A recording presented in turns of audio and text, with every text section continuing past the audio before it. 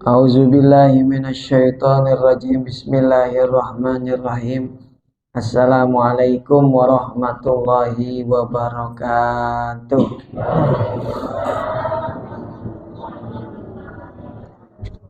Alhamdulillahi rabbil alamin. Wassalatu wassalam ala asyrafil anbiya wal mursalin, habibina wa syafi'ina wa maulana Muhammadin wa ala alihi wa ashabihi wa man tabi'ahum bi ihsanin ila yaumiddin.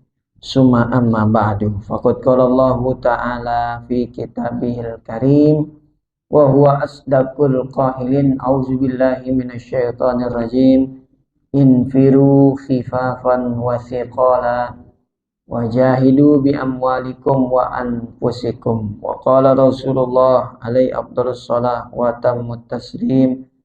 Ibatu yaumin wa laylah khairun min siyami syahrin wa qiyamih. Sadaqallahul azim wa sadaqa rasuluhul karim. Sama-sama kita hormati dan kita cintaikan Allah, Pak RT kita Bapak Nuradi, orang tua kita Pak Haji Abdullah dan Pak Haji Joko, serta Bapak Haji, Bu Haji yang mohon maaf tak dapat disebutkan satu persatu, namun tidak mengurangi sedikit pun rasa hormat dan mahabbah kami kepada beliau-beliau. Jamaah masjid atau musola istiqomah yang dirahmati dan dimuliakan Allah Subhanahu wa taala. Yang pertama, kita bersyukur kepada Allah Subhanahu wa taala malam hari ini masih diberikan kesehatan, masih diberikan kenikmatan sehingga bisa hadir di majelis ilmu ini. Mudah-mudahan ilmu yang kita dapati bisa menjadi ilmu yang bermanfaat. Amin ya rabbal alamin. Salawat dan salam senantiasa tercurah untuk Nabi kita Muhammad sallallahu alaihi wasallam, keluarga, sahabat serta pengikutnya yang setia hingga akhir zaman. Malam hari ini pembahasan kita adalah a'malun tu'adilu jihad fisabilillah. Amalan-amalan yang pahalanya setara dengan pahala jihad di jalan Allah. Jadi di antara bentuk rahmat dan kasih sayang Allah Subhanahu wa taala buat kita umat Islam, ada amalan-amalan tanpa mengangkat senjata, tanpa pergi ke medan perang, kita tetap di rumah, kita tetap di kampung halaman kita, di negeri kita, tapi pahalanya pahala jihad di jalan Allah Subhanahu wa taala. Apa saja amalannya kita akan bahas malam hari ini. Ada 3 yang akan kita jadikan pembahasan. Yang pertama, definisi jihad. Yang kedua, keutamaan orang yang berjihad. Yang ketiga, baru nanti kita masuk amalan-amalan yang pahalanya seperti jihad di jalan Allah Subhanahu wa taala. Mudah-mudahan 3 pembahasan kita ini bisa menjadi ilmu yang bermanfaat, bisa kita amalkan dalam kehidupan kita sehari-hari. Amin ya rabbal alamin. Yang pertama tentang definisi jihad. Jihad dalam bahasa berasal dari 3 huruf jahada. Jahada itu artinya ifrahul wus'i wa taqah, mengeluarkan seluruh kemampuan yang kita punya. Nah, itu namanya jihad.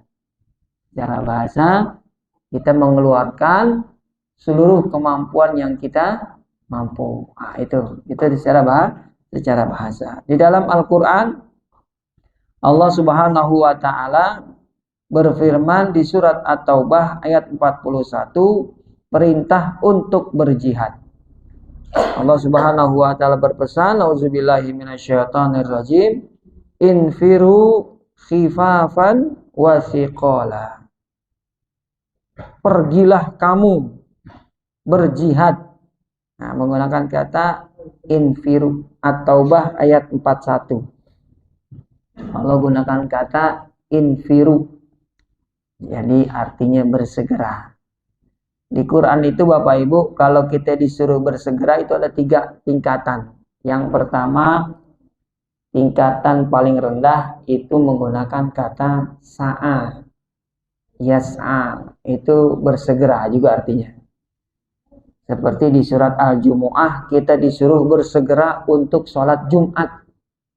Fas'au ila zikrillahi wa zarul bai. Bersegeralah kepada zikrullah. Zikrullah itu artinya sholat Jumat. Ya. Dan tinggalkanlah jual beli. Itu paling rendah. Sa'a, bersegera. Di atas sa'a ada wasari'u. Bersegera juga itu diartikan dalam bahasa Indonesia. Ini kita bilang bisur'ah, dengan cepat. Perintah untuk sari'u di atas sa'a itu adalah bertaubat kepada Allah. Wasari'u ila maghfiratim min rabbikum wa jannah. Jadi ada tingkatan-tingkatannya. Yang paling rendah sa'a. Kalau lebih tinggi lagi wasari'u. Lebih tinggi lagi infiru begitu. Jadi jangan pakai nunggu lama begitu, infiru. Bahasa kita mungkin paling tinggi itu ngacir begitu ya. Apa? Gerenjal, namanya itu gerenjal gitu. Ya. Kalau udah infiru, wah itu udah nggak ada tunggunya lagi. Langsung kabur begitu.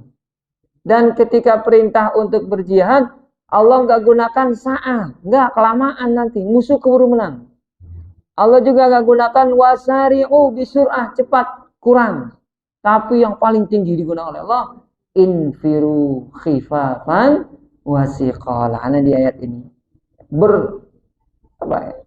bersegera dengan cepatlah kalian ya untuk berjihad di jalan Allah Subhanahu wa taala, baik dalam keadaan mudah ataupun dalam keadaan sulit, berat. Makanya ada kisah sahabat Nabi lagi makan kurma, ketika ada panggilan jihad, kurmanya masih setengah udah dibuang begitu. Padahal dalam Islam itu makanan gak boleh. Tapi karena ada panggilan jihad, sahabat itu berkata, ini kurma kalau saya makan sampai habis, kelamaan begitu. Kelamaan, saya ingin berjihad, ingin menuju surganya Allah Subhanahu, dibuang tuh kurmanya. Nggak dimarahin sama Rasulullah SAW karena memang perintah jihad tidak menggunakan sa'a, tidak menggunakan wasari'u, tapi menggunakan infiru, bersegera dengan cepat.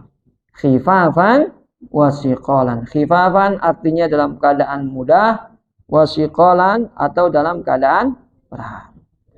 Wajahidu bi amwalikum.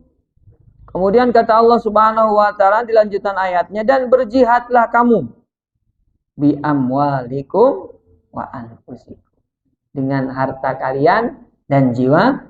Ini garis merahnya ya Bapak Ibu. Kita ini sering salah mengartikan jihad. Yang kita tahu jihad itu berperang, berantem, mengangkat senjata, berdarah-darah, membunuh atau dibunuh. Akhirnya di negeri kita pembahasan tentang jihad itu tidak ada, baik formal ataupun informal. Di tingkat SD mustahil ada bab jihad. Di SMP kurikulum merdeka nggak ada bab tentang ya. Sampai di perguruan tinggi juga nggak ada pembahasan tentang ya. Di majelis-majelis taklim pengajian juga jarang ada tema membahas tentang ya. Kenapa? Karena kita salah dalam mengartikan jihad. Kita mengira jihad itu berperang. Padahal di ayat At-Taubah 41 kata Allah, jihad yang pertama itu dengan harta kalian, bukan dengan jiwa. Jadi yang namanya jihad itu bukan cuma mengangkat senjata. Jihad itu ternyata ya maknanya luas begitu.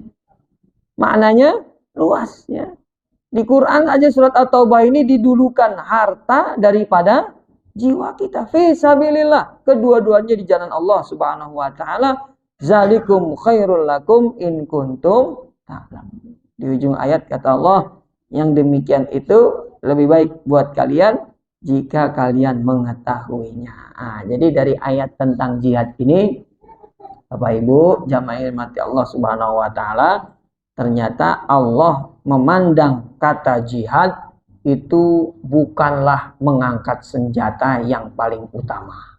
Bahkan di hadis-hadis nanti kita lihat Nabi Muhammad berbicara tentang jihad itu kebanyakan bukan jihad mengangkat senjata. Tapi jihad di luar itu jauh lebih besar lagi di mata Allah dan di mata Rasulnya. Nah, ini definisi tentang jihad di jalan Allah Subhanahu wa ta'ala. Yang kedua, keutamaan orang yang berjihad, jamaah yang dirahmati Allah Subhanahu wa ta'ala. Dalam sebuah hadis kata Rasulullah, inna fil jannati mi'ata darajah. Di surga itu ada satu kedudukan yang tingkatannya itu sampai 100 tingkat. Jadi surganya itu ada 100 tingkat. Bayangin, satu tingkat di surga itu jaraknya bagaikan bumi dan langit. Kata Rasulullah, ini ada 100 tingkat. Dan semuanya itu kata Rasulullah buat orang yang berjihad di jalan Allah. Ya Allah. Kira-kira jamaah istiqomah, saya tanya, pengen gak punya surga kayak begitu kira-kira? Pengen gak kira-kira? Nggak ada suaranya nih hadirinnya nggak? Ya. Pengen ya dapat surga ya, derajatnya sampai 100 lantai. Kalau kita pengen, maka yuk sama-sama kita amalin ya. Ya, amalan-amalan yang Nabi sampaikan dalam hadis ini, insya Allah pahalanya seperti pahala orang yang berjihad di jalan Allah Subhanahu wa ta'ala. Yang pertama, siapa orang pengen dapat pahala jihad? Yang pertama, menyantuni janda dan orang miskin. Waduh. Menyantuni janda. Menyantuni, bukan menikahi. Itu lain lagi. Bukan menikahi PRT ya. Apalagi menyantroni, lain lagi itu ya. Menyantuni. Dalam hadis Sahih Bukhari, Rasulullah SAW bersabda, as-sa'i alal armalah wal miskin kal mujahid fi sabilillah. Kata Rasulullah SAW, orang yang keliling. Sa'i itu artinya orang yang berkeliling, muter gitu. Makanya ada ibadah umroh namanya ibadah sa'i, keliling deh. Siapa itu? Oh ya, Pak Haji Sa'i keliling. Makanya namanya Haji Sa'i. Doanya mustajab, kakinya sehat, kuat, keliling terus begitu ya. Doa orang tuanya mustajab, dijabah oleh Allah Subhanahu. Karena ada tua kaki udah sakit, ini alhamdulillah beliau sehat ya. As-sa'i itu artinya orang yang keliling. Gitu. Keliling kemana? Alal armalah. Maksudnya keliling di sini memenuhi kebutuhan. Al armalah itu artinya janda-janda. Ya. Benar, saya tenang dulu ya.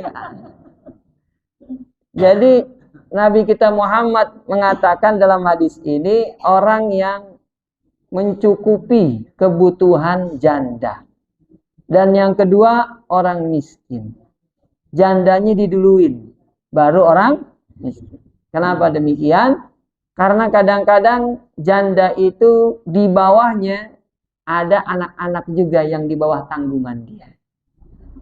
Makanya diduluin janda daripada orang miskin. Orang miskin belum tentu ada tanggungan di bawahnya. Tapi kalau janda, biasanya dia punya anak yang harus dinafkahi. Makanya jandanya diduluin. Kira-kira di RT 6 ada janda nggak Pak RT? Banyak rambutnya. Tapi ya, kita bukan fokus pengen disantunin. Kita fokusnya kita yang apa tuh? Yang nyantunin. Biar kata kita janda, kita juga nyantunin bisa begitu. Kita lihat, tengok kanan kiri, siapa tetangga kita, bahkan kadang-kadang di kerabat kita ada, keluarga kita. Dia punya nenek tersebut, kita punya saudara, dia jadi janda, masih hidup begitu. Itu ujian dari Allah Subhanahu wa ta'ala. Kira-kira bener nggak kita pengen dapat pahala jihad. Kalau pengen, santunin. Semampu yang kita bisa.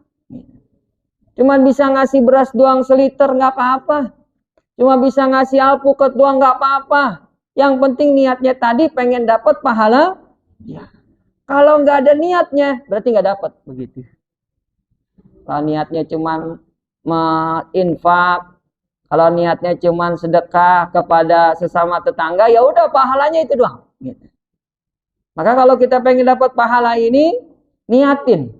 Ketika kita memberikan sesuatu kepada janda atau orang miskin, niatkan dalam hati, ya Allah, terimalah sedekahku ini dan catatkanlah sebagai jihad di jalan Allah. Dapat. Karena dalam Al-Quran, la yastawil lazina ya'lamun wal lazina la ya'lamun. Enggak sama. Ibadah yang dilakukan ada ilmunya dengan ibadah yang dilakukan tanpa ilmu. Begitu. Jadi harus ada niatnya di situ. Niatin, ya Allah, ya ini sedekah saya ini biar dapat pahala jihad di jalan Allah Subhanahu wa taala. Wal miskin, dan begitu juga orang-orang yang semangat menyantuni fakir miskin. Miskin itu artinya punya pekerjaan tapi nggak mencukupi, itu miskin. Kalau fakir nggak punya pekerjaan sama sekali. Makanya di Quran kisah Nabi Khidir dengan orang miskin, ammas safinatu fakanat limasakina ya'maluna fil bahar. Kata Allah, Nabi Khidir menghancurkan, merusak perahu milik orang miskin. Dia bekerja di laut mencari ikan. Berarti orang miskin punya pekerjaan tapi kebutuhannya tidak tercukupi, itu miskin, dia bekerja. Dan yang menariknya ketika Nabi Khidir bercerita tentang perahu yang dirusak, fa'aradtu an aibaha, aku ingin merusak perahu ini agar tidak diambil oleh raja perahu-perahu yang bagus di negeri ini. Merusak sesuatu dinisbahkan kepada dirinya. Padahal merusak perahu itu perintah dari Allah. Tapi dia nggak bilang, Allah nyuruh saya rusakin perahu ini. Enggak. Dia bilang, aku ingin merusak perahu ini agar nggak diambil oleh raja. Apa maksudnya? Nabi Khidir itu punya adab yang mulia kepada Allah Subhanahu wa taala. Kalau yang jelek-jelek dinisbahkan ke dia. Tapi yang bagus-bagus dinisbahkan kepada Allah. Lihatlah kisah berikutnya ketika Nabi Khidir membangun rumah yang mau rubuh, ya kan? Di bawahnya ada apa? Ada emas, punya 2 anak yatim, ya kan? Apa kata Nabi Khidir? Fa'arada rabbuhuma ayyablughahuma asyaddahuma, ya. Dan Allah ingin harta ini sampai kepada 2 anak yatim. Dia gunakan kata Allah. Allah ingin harta ini sampai kepada kedua anak yatim. Jadi yang baik-baik dinisbahkan kepada Allah, yang buruk-buruk dinisbahkan kepada dirinya sendiri. Nah, ini yang pertama, jamaah yang dirahmati Allah Subhanahu wa taala. Kalau kita ingin dapat pahala seperti berjihad di jalan Allah Subhanahu wa taala, yang pertama semangat menyantuni janda-janda dan orang miskin. Kal mujahid fi sabilillah awil qa'imil laili wassaimin nahar, atau seperti orang yang berpuasa di siang hari dan tahajud di malam hari, yang lipatannya adalah 1 bulan lamanya. Luar biasa, ya. Nah, ini adalah yang pertama. Yang kedua, dalam hadis kata Rasulullah SAW, kalau kita pengen dapat pahala jihad, nanti di catatan amal kita ada tertulis di situ, Anda telah berjihad di jalan Allah, pahalanya besar, Allahu Akbar. Apa yang harus kita lakukan? Semangat menafkahi keluarga. Nah, orang yang mencari nafkah, dalam hadis kata Rasulullah, pahalanya seperti pahala jihad di jalan Allah. Orang yang semangat menafkahi keluarganya. Baik dia berdagang, atau dia berusaha, atau dia kerja di kantor. Pahalanya seperti jihad di jalan Allah. Dengan catatan satu, niat ketika mau berangkat. Ya Allah, ini saya mau ngantor, saya mau ke warung, saya mau dagang. Catatkanlah ya Allah, ya usaha saya ini pahala jihad di jalan Allah, dapat di situ. Tapi kalau keluar aja ngantor, kerja aja berusaha mencari nafkah, tidak diniatin jihad fisabilillah, ya udah dapat pahalanya cuma pahala mencari nafkah di jalan Allah Subhanahu wa taala. Di catatan amalnya tidak ditulis jihad di jalan Allah. Maka harus ada tuh niat di dalamnya. Bismillahirrahmanirrahim. Ya Allah, catatkanlah pahala jihad. Bayangin, kalau kita bekerja selama ini udah 5 tahun aja, kali berapa hari itu kita udah dapat pahala jihad di jalan Allah.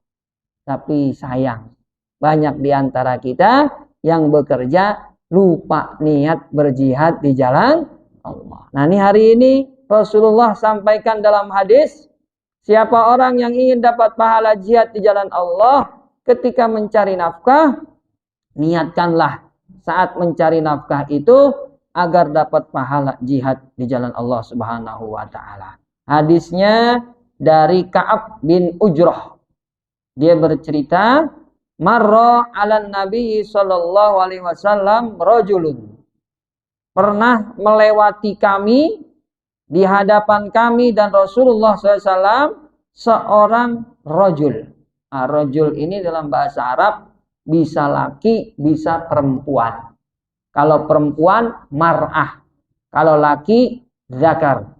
Kalau laki dan perempuan, bahasa Arabnya rajul. Rajul, dari kata rujulah. Rujulah itu artinya punya kekuatan, punya mental. Itu rujulah. Makanya yang punya kekuatan, punya mental, kadang-kadang bisa laki, bisa perempuan. Coba lihat di rumah tangga. Kalau suami bilang A, istri pengennya B, jadinya A apa B itu kira-kira? Kadang-kadang jadinya B, begitu. Berarti perempuan juga punya kekuatan. Dan fakta membuktikan, ternyata yang mencari nafkah bukan cuma laki, tapi kadang-kadang juga perempuan pinter nyari duit, begitu ya. Repot juga kalau punya istri pinter nyari duit, hadirin. Suaminya simpen di peci, ketemu sama dia, ya enggak? Taruh di kos kaki, ketemu sama dia. Repot punya istri pinter nyari, bukan itu maksudnya. Maksudnya mencari nafkah, ya enggak? Suami saya Pak Ustadz, ya, saya bantuin dia cari nafkah. Tuh, kadang-kadang perempuan juga seperti dia dagang sayur, dia dagang baju, dia dagang kue. Perempuan tuh yang berjalan, ya, yang bekerja. Makanya hadis ini sangat terbukti fakta. Nabi gunakan kata rajul. Rajul bisa laki, bisa perempuan. Melewati seorang rajul di hadapan kami, ya, berkeluh keringat sambil mengangkat apa? Kayu bakar. Lalu sahabat berkomentar, ya Rasulullah, laukana haza fi sabilillah. Ya Rasul, kalau seandainya nih orang tenaganya dipakai buat berperang, berjihad, pahalanya pasti besar di sisi Allah. Tapi Nabi berkomentar, jangan begitu, Anda salah.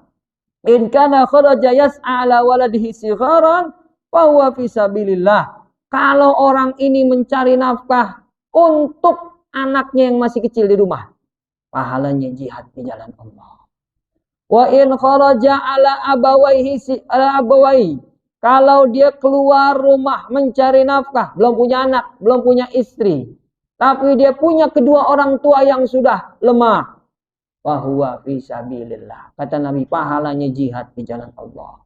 Atau in kharaja ala nafsihi, kalau dia bekerja mencari nafkah, belum punya anak, belum punya istri, orang tuanya udah meninggal, dia mencari nafkah untuk dirinya sendiri.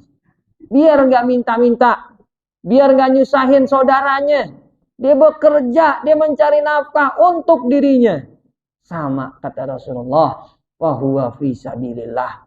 Maka pahalanya seperti pahala jihad di jalan Allah. Tapi jangan sampai di ujung hadis kata Nabi, wa in kharaja yas'a riya'an wa mufakharatan.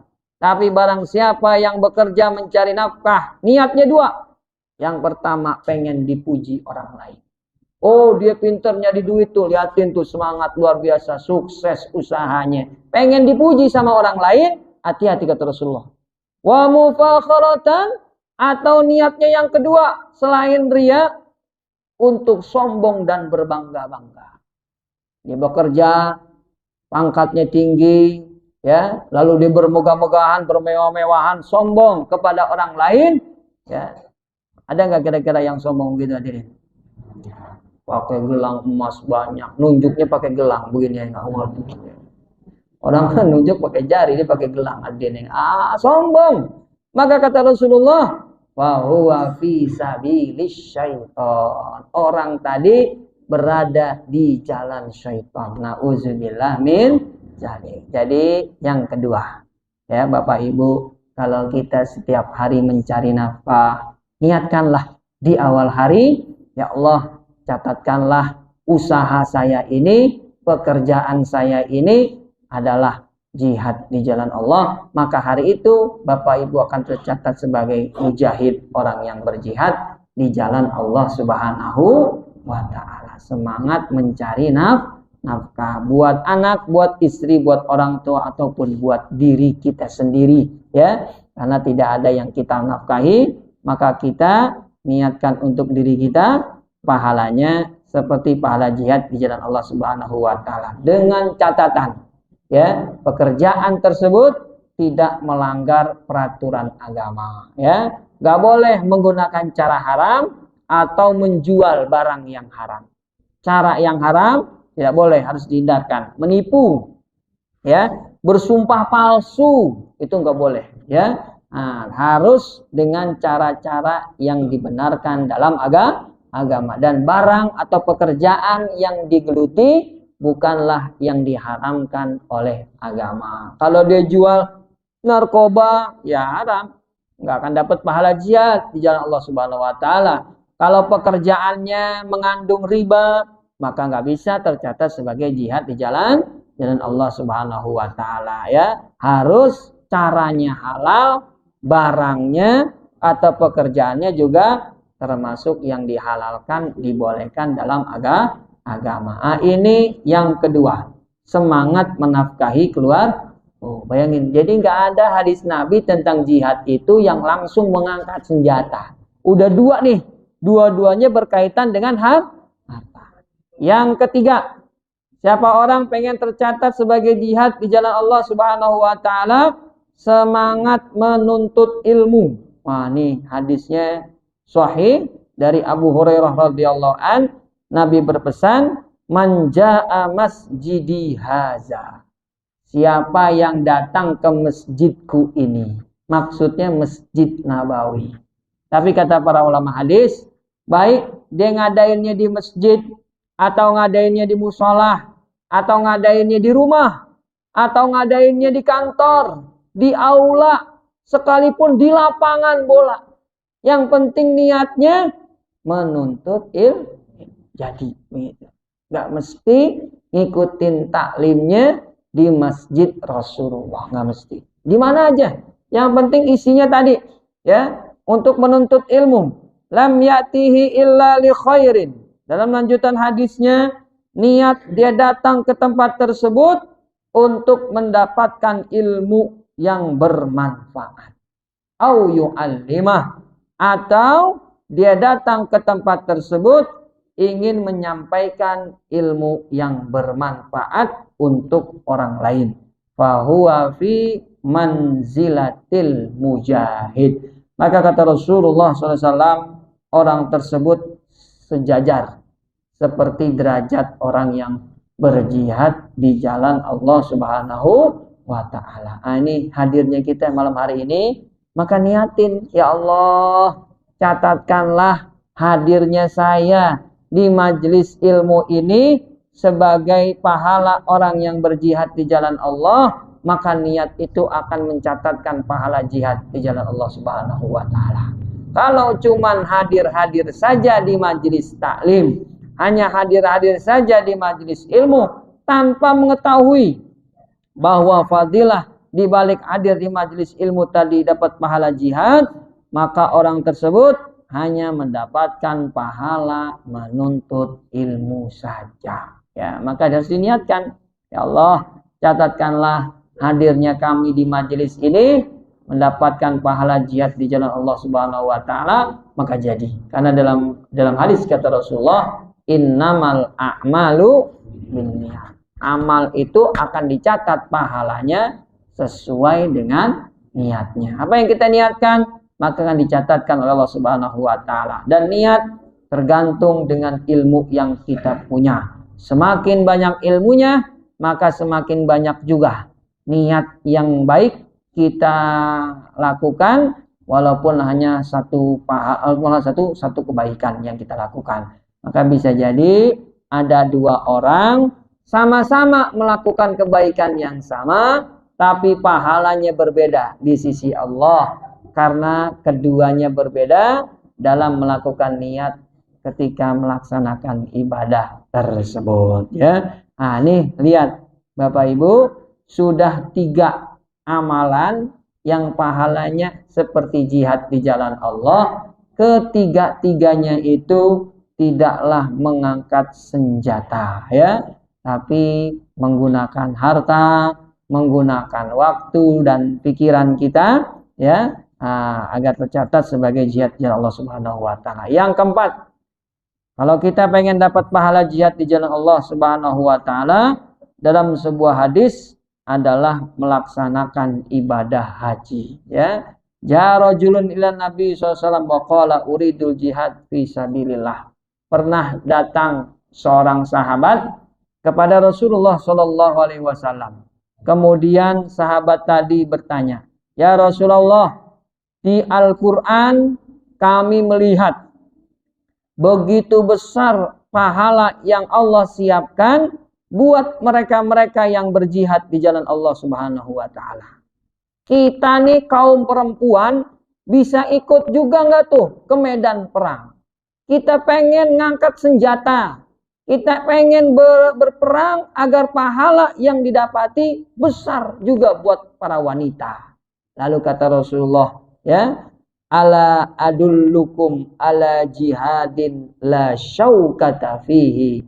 Mau nggak kamu aku sampaikan ada satu amalan yang pahalanya berjihad di jalan Allah tidak perlu berdarah-darah, tidak perlu mengangkat senjata seperti kaum laki-laki. Lalu wanita-wanita tadi pun menjawab, "Bala ya Rasulullah, tentu kami mau. Apa itu amalannya ya Rasul?" Nabi menjawab, "Hajjul bait." Pergi haji ke Baitullah. Itu pahalanya seperti pahala jihad di jalan Allah. Makanya banyak orang yang pergi haji niatnya meninggal. Karena meninggal ketika haji tercatat sebagai syahid di jalan Allah. Ya, karena jihad. Kenapa? Karena haji itu seperti jihad di jalan Allah. Maka orang yang haji meninggal dunia, ya, di tanah suci Mekah atau di negeri Madinah Al-Munawwarah, pahalanya seperti syahid di jalan Allah. Tapi syahidnya syahid di hadapan manusia. Syahid di hadapan Allah kita tidak mengetahuinya. Karena tergantung amalan apa yang ia lakukan ketika meninggal dunia. Ketika dia dalam ketaatan dan kebaikan meninggal, maka orang tersebut syahid juga di mata Allah Subhanahu wa ta'ala. Tapi ketika dia melakukan kemaksiatan, orang lain tidak tahu, meninggal saat itu sedang berpakaian ihram misalnya, maka dia syahid di mata manusia tapi tidak syahid di mata Allah Subhanahu wa ta'ala. Nah, ini ya amalan yang keempat, ya jamaah yang dirahmati Allah Subhanahu wa ta'ala, yaitu melaksanakan ibadah haji. Bagaimana dengan ibadah umroh? Ya, apakah juga termasuk jihad di jalan Allah Subhanahu wa ta'ala? Sebagian ulama mengatakan iya.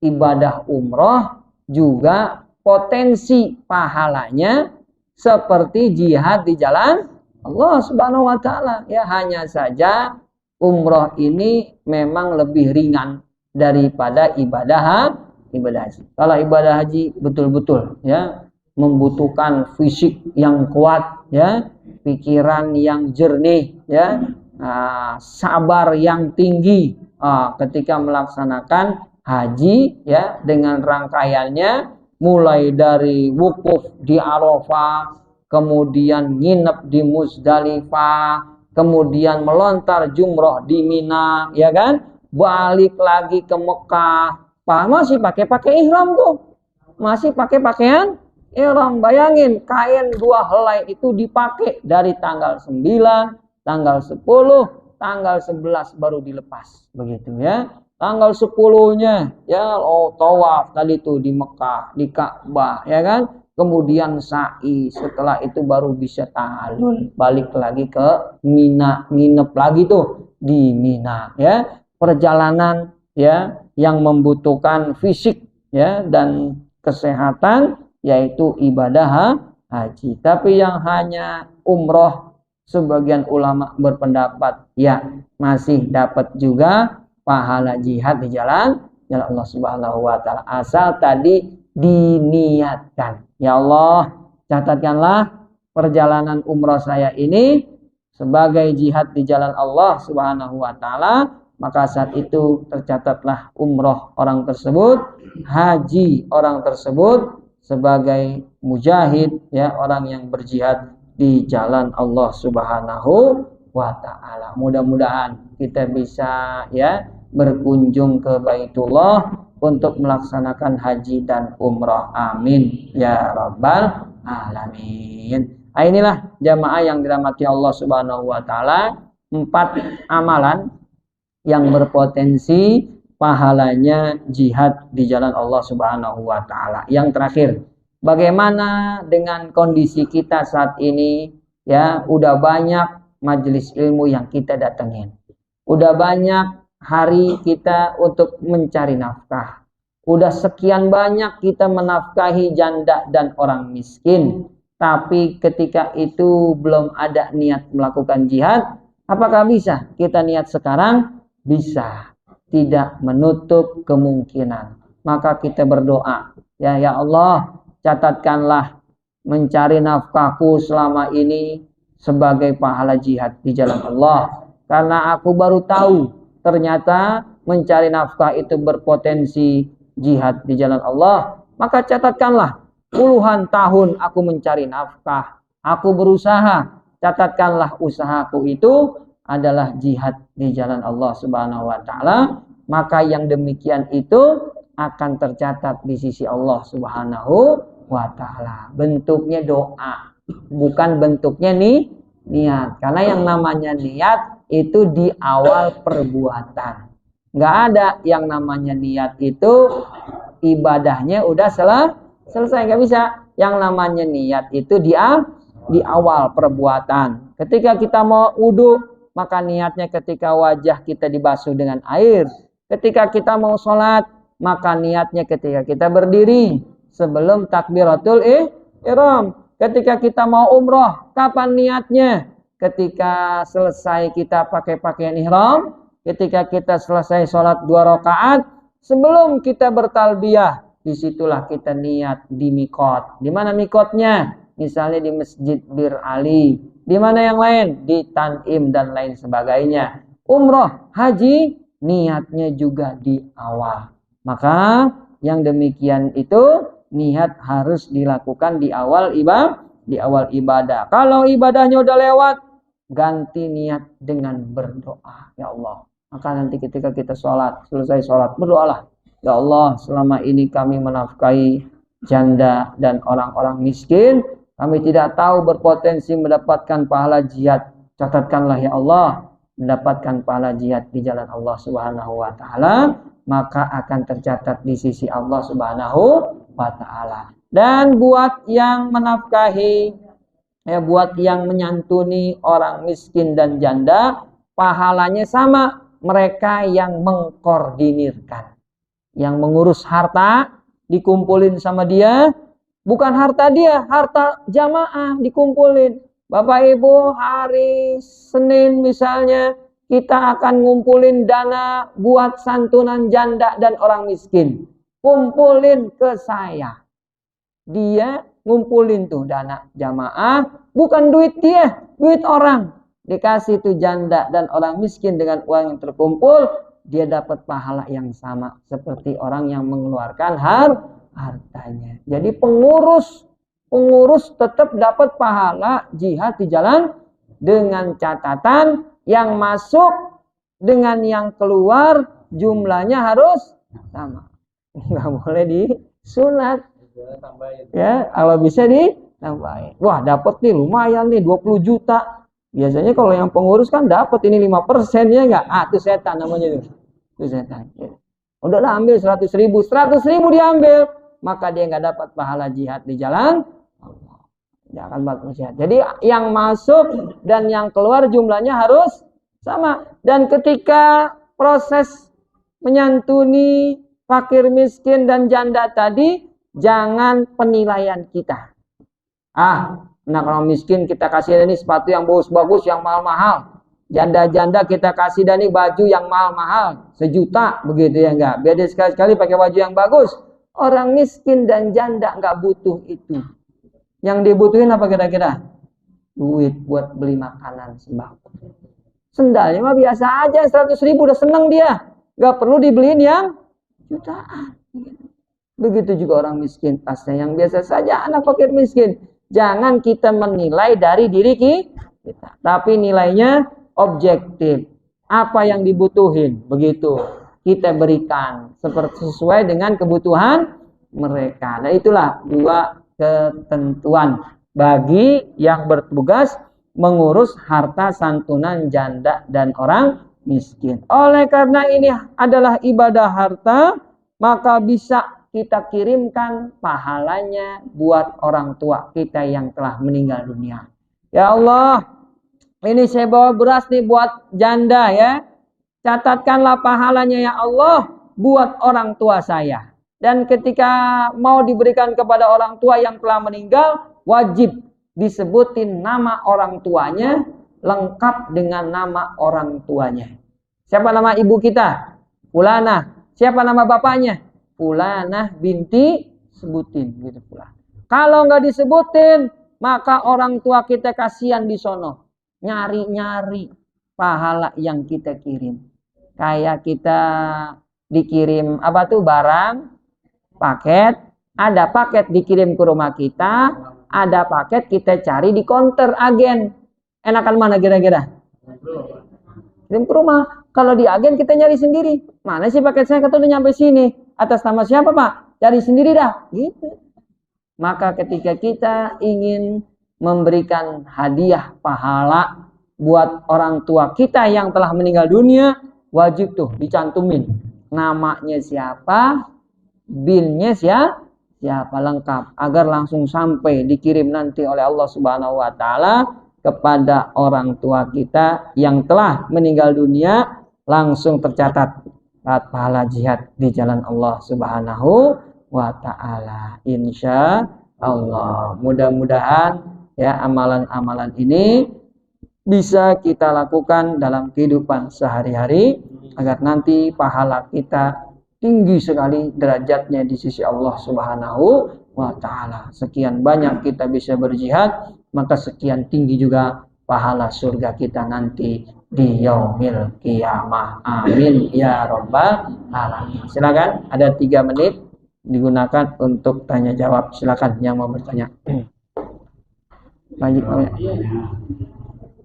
Bismillahirrahmanirrahim.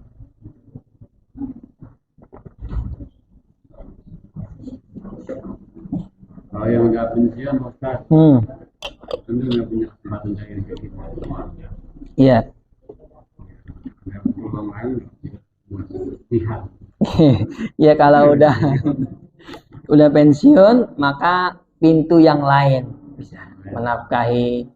Nggak pensiun ini. Ya, jadi kesempatan untuk mencari nafkahnya sudah selesai. Tapi kan mungkin masih ada dengan berdagang kayak jualan gas, itu kan mencari nafkah juga ya kan.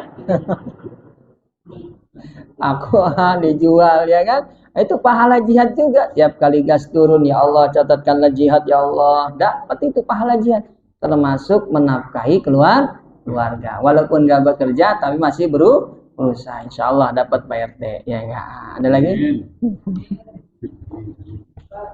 ya.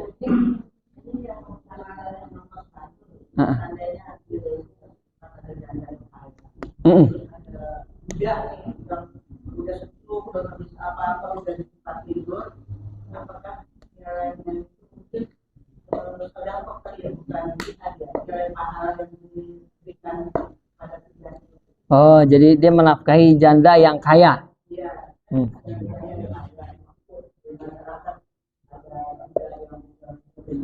Ya. Ya. Ya. Ya. Nilainya tetap jihad karena duda termasuk miskin jatuhnya. Termasuk orang miskin. Kalau janda harus perempuan gitu. Janda harus kalau miskin kan lanjutan janda miskin tadi kan, orang yang menyantuni janda dan orang miskin, maka bisa masuk kategori miskin si duda tadi. Sedangkan janda yang kaya tidak disantuni, tidak. Jadi yang disantuni itu janda-janda yang membutuhkan begitu. Sama jihad. Tapi kalau janda yang sudah kaya, pahalanya hanya pahala sedekah saja dan hadiah begitu ya, bukan pahala jihad di jalan. Yang berpotensi dapat pahala jihad adalah janda yang membutuhkan bantuan begitu ya. Sedangkan yang udah kaya ya enggak begitu ya. Maka kita perlu menengok lebih dalam mana yang membutuhkan bantuan begitu ya, mana yang membutuhkan bantuan. Wallahu alam bishawab. Ada lagi?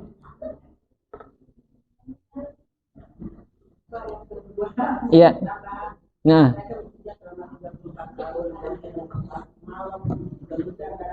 Iya.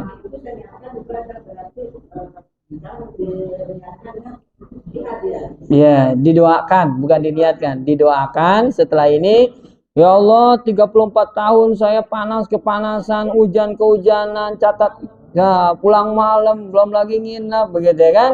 Catatkanlah jihad ya Allah, insya Allah tercatat jihad 34 tahun. Walaupun untuk niat ibadah, karena baru tahu sekarang, maka bukan bentuk niat lagi, tapi bentuknya doa.